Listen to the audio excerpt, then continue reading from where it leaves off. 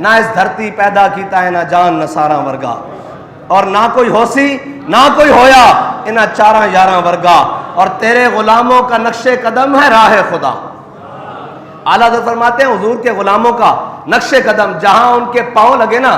نقش قدم سے مراد یہ ہے صاحب ذرا وہ حضور کے دین کے لیے چلے، اب جہاں ان کے گھوڑوں کے پاؤں لگے ہیں جی، جہاں جہاں وہ نشان راہ چھوڑ کر گئے، تیرے غلاموں کا نقش قدم ہے راہ خدا، وہ کیا بہک سکے جو یہ سراغ لے کے چلے۔ اس لیے تو ہم بتاتے ہیں کہ اوے قرآن کی حفاظت کے لیے حضرت خالد بن ولید کی طرح باہر نکلو، حضرت مثنیٰ کی طرح باہر نکلو، حضرت شرحبیل کی طرح باہر نکلو، تیرے غلاموں کا نقش قدم ہے راہ خدا، وہ کیا بہک سکے جو یہ سراغ لے کے چلے۔ لیکن جن کے پاس سراغ اور جن کے پاس جناب نشان راہ صرف IMF کا دروازہ ہو، یہ قرآن پاک کے حوالے سے لکھا ہوا ہے کہ قرآن کو پڑھنے والا یا قرآن پر عمل کرنے والا وہ ہر ایک کے دروازے سے، ایک تو ہے نا حضرت فاروق اعظم کے دروازے پر آیا ایک مانگنے والا، کہنے لگا جی آج جناب مرچیں ختم ہو گئی ہیں، آج نمک ختم ہو گیا ہے، آج آٹا ختم ہو گیا ہے، آج جناب گھر کی سبزی ختم ہو گئی ہے، آج جناب گھر کا خرچہ ختم ہو گیا ہے، حضرت فاروق اعظم کے دروازے پر روزانہ آ جائے۔ حضرت فاروق اعظم نے فرمایا جا قرآن پڑھا کر، کیا تو روزانہ مانگنے، یہ تو اچھی عادت نہیں ہے نا روزانہ مانگنے والی ہے جی۔ تو حضرت فاروق اعظم نے فرمایا کہ کیا تو روزانہ مانگنے کے لیے آ جاتا ہے، جا کر قرآن پڑھا کر۔ وہ شخص چلا گیا، پھر بڑی مدت ہوئی، حضرت فاروق اعظم کو ایک دن سر راہ ملا، جب سر راہ ملا تو حضرت فاروق اعظم نے کہا یار تو ناراض ہو گیا ہے، تو آیا ہی نہیں کبھی مانگنے کے لیے، تو آیا ہی کبھی نہیں مانگنے کے لیے۔ اس نے کہا آپ نے مجھے کہا تھا جا کر قرآن پڑھو، قرآن نے مجھے عمر کے دروازے سے بے نیاز کر دیا ہے۔ قرآن وہ ہے جو عمر کے دروازے سے بھی بندے کو بے نیاز کر دیتا ہے ہیں جی، فارق حق و باطل امام الہدا، قرآن تو وہ ہے۔ اور حضرت سید خدری فرماتے ہیں کہ قال رسول اللہ صلی اللہ تعالی علیہ وسلم یقول الرب من شغلہ القرآن و ذکری، فرمایا کہ حضور سید عالم صلی اللہ تعالی علیہ وسلم نے فرمایا کہ رب العالمین نے فرمایا کہ جس شخص کو قرآن اور میرا ذکر اتنا مشغول کر دے کہ وہ مجھ سے مانگ بھی نہ سکے ہیں جی، اس کا معنی یہ ہے کہ ہم نے امیر المجاہدین کو کبھی اپنی صحت کے لیے دعا کرتے ہوئے نہیں دیکھا، دین کے لیے اتنے مشغول ہو گئے، اللہ کے قرآن کو پڑھتے ہوئے اتنے مشغول ہو گئے، ختم نبوت اور ناموس رسالت کے لیے اتنی جد و جہد کی، میں نے تو اپنے ہوش میں امیر المجاہدین کو اپنی صحت کے لیے یا اپنے لیے دعا مانگتے ہوئے نہیں دیکھا۔ جب بھی دعا مانگی تو ہم نے سنا اللہم اید الاسلام والمسلمین، فرمایا یا اللہ اسلام کے ساتھ مسلمانوں کو مزید عزت عطا فرما، یا اللہ ان کو بلند عطا فرما۔ ہم نے تو یہ دعائیں اور یہ دعائیں کرتے ہوئے سنا اللہم اذل الکفر والکافرین اللہم شتت شملہم، ہم نے تو یہ دعائیں کرتے سنا۔ امیر المجاہدین کو یہ دعائیں کرتے ہوئے نہیں سنا کہ جناب یا اللہ مجھے یہ عطا فرما دے۔ یہ اس حدیث کا مصداق ہے نا، فرمایا جو شخص قرآن میں اور میرے ذکر میں اتنا مشغول ہو جائے کہ وہ مجھ سے مانگ بھی نہ سکے تو میں اسے مانگنے والوں سے زیادہ عطا کرتا ہوں۔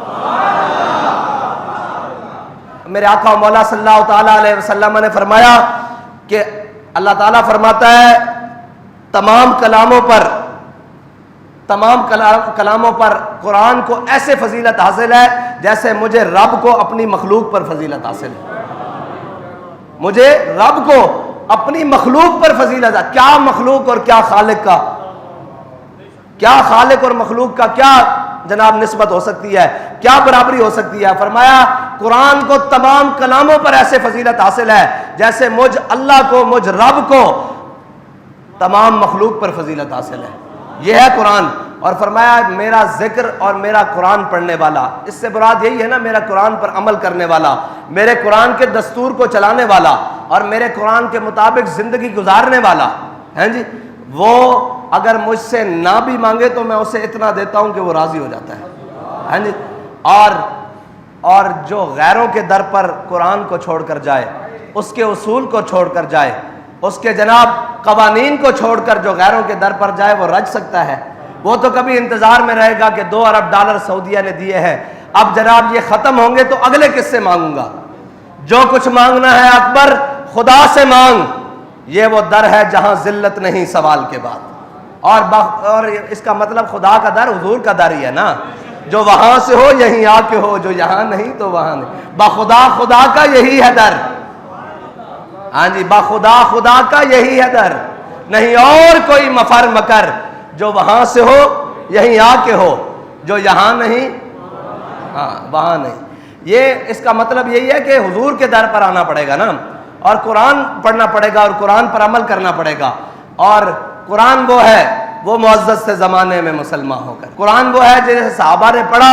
اور پھر رومی جاسوسوں نے دیکھا، انہوں نے کہا یار یہ کون سی مخلوق آ گئی ہے، یہ کون لوگ آ گئے ہیں جو نہ دن دیکھتے ہیں نہ رات دیکھتے ہیں، نہ جناب سمندر دیکھتے ہیں نہ دریا دیکھتے ہیں، نہ جناب صبح دیکھتے ہیں نہ شام دیکھتے ہیں، یہ جدھر آتے ہیں جناب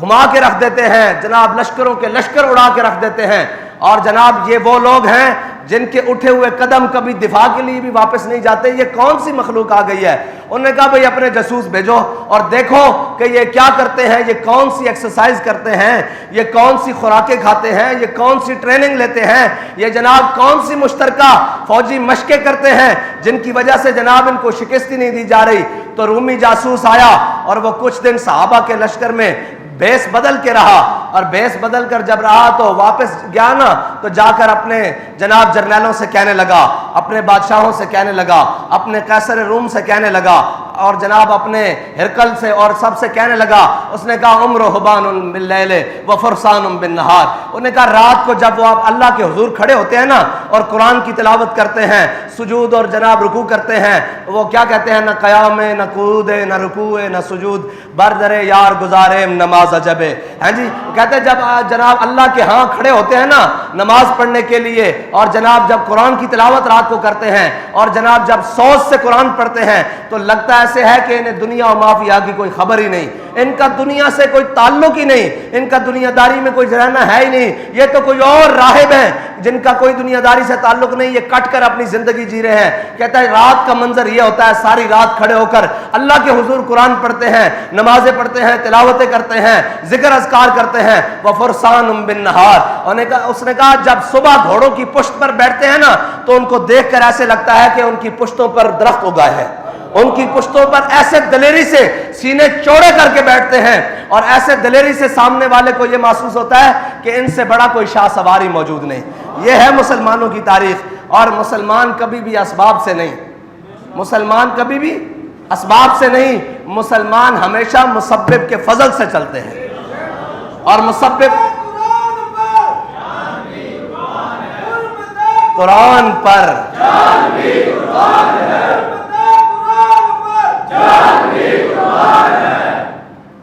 یہ جن کے قریب بھی کبھی قرآن نہ بھٹکاؤ، اور جنہوں نے قرآن، میں نے پہلے بھی کہا تھا، جنہوں نے قرآن صرف سورہ یاسین اس لیے رکھے ہو کہ جناب بابا جی کی یا مائی صاحبہ کی روح جلدی نکل جائے گی، اور سورہ رحمان اس لیے رکھی ہو کہ صبح کاروبار میں برکت ہوگی، قرآن اس لیے تو ضرور ہے، برکتیں حاصل کرنے کے لیے تو ضرور ہے، لیکن قرآن الف لام میم سے لے کر والناس تک ہے، قرآن ایک مکمل ضابطہ حیات ہے۔ اس میں ان قوموں کا ذکر بھی ہے جنہوں نے اللہ کی نافرمانی کی، ان قوموں کا ذکر بھی ہے جنہوں نے اللہ کی فرما برداری کی، ان لوگوں کا ذکر بھی ہے جنہوں نے اللہ کے دین کو جھٹلایا، حق کو جھٹلایا، پھر ان کے ذلت کے اسباب کیا بنے۔ قرآن میں ہر وہ چیز موجود ہے جو قیامت تک کے لیے ہے۔ اور حضور سید عالم صلی اللہ علیہ وسلم نے فرمایا من قال به صدقہ، فرمایا جس نے اس میں سے کچھ کہا اس نے سچ کہا، ومن عمل به اجرا، اور جس نے اس پر عمل کیا وہ جزا دیا گیا، ہاں جی،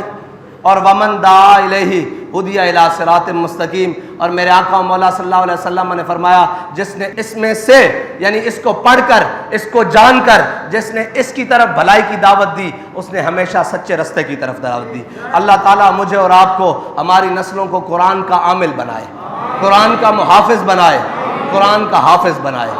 اللہ تعالیٰ ہم سب کو قرآن کی حفاظت کرنے کے لیے کوئی صلاح الدین ایوبی جیسا حاکم نصیب فرمائے، کوئی سلطان نور الدین زنگی کا غلام عطا فرمائے، کوئی محمود غزنوی کا جناب جانشین عطا فرمائے، کوئی محمد بن قاسم کا ماننے والا عطا فرمائے، کوئی حضرت فاروق اعظم کا جانشین عطا فرمائے، کوئی جناب سیدنا صدیق اکبر کا جانشین عطا فرمائے، کوئی عثمان غنی کا ماننے والا عطا فرمائے، کوئی حیدر کرار کا جاننے والا عطا فرمائے۔